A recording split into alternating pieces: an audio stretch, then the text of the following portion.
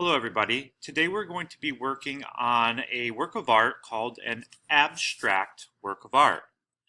Abstract work is a work of art that does not represent the way something really looks. When we're talking about this work of art, we're not focused on trying to draw, for example, a cup or a plant or a landscape or a building or a person.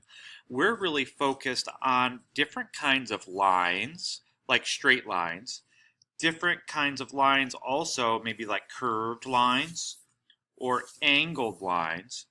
In addition, we're concerned with different types of shapes, like circles and ovals, and different colors, like the black and the white. And in addition, different kinds of patterns or textures that you can see here. To get started, I'm going to want you to put your name on the back of this piece of paper and your teacher code, whatever that might happen to be. To begin your project, you're going to need a pencil, your white piece of paper, which you've already put your name and teacher code on the back, your packet, and a dice.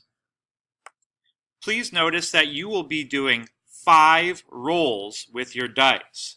The first roll will be to tell you what kind of angle line you are going to draw.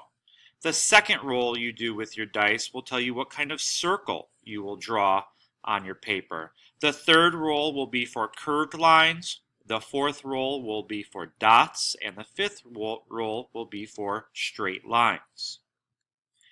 Notice here that there is 1, 2, 3, 4, 5, 6 different options for each of your 5 rolls.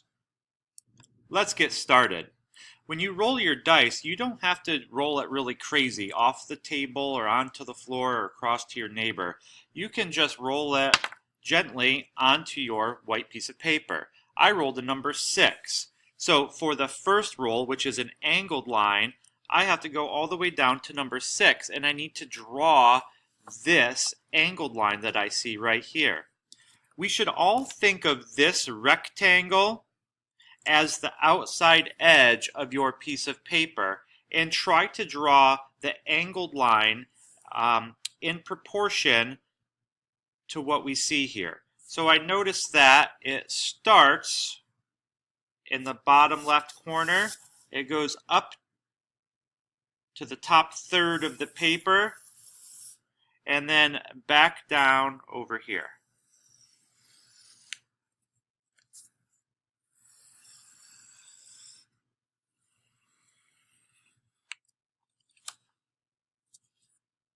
This looks like this.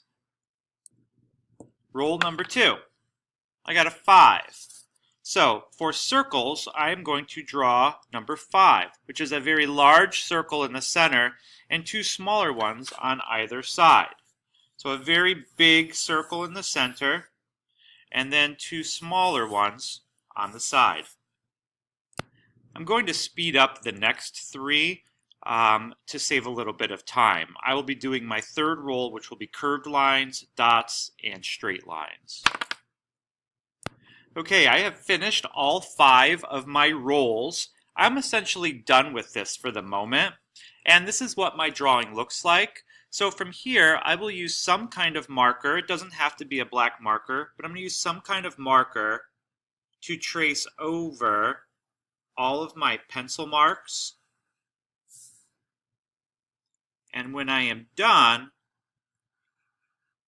I will use an eraser to erase any extra pencil marks that I might happen to see underneath my marker. Great, we're all finished. Now I would like for you to flip your packet over and look at the texture side.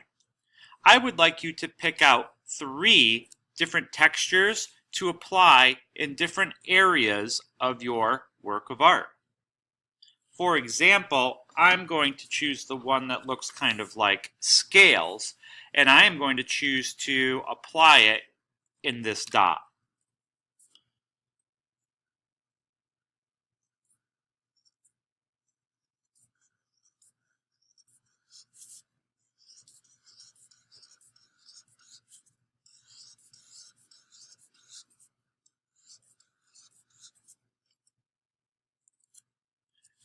Great. Now I'm going to choose two different textures and two different areas to apply them. Now it's your turn. Now that I have my patterns and textures filled in, I may use colored pencils or crayons or whatever else I have left out on the desk for you to use in order to color it in. We should not be scribbling back and forth. We should be using our time to color in the shapes that we have very nice and neatly. You could consider using color also as a pattern. I could repeat over and over this color green and possibly the red. I hope you enjoy yourself. Thank you.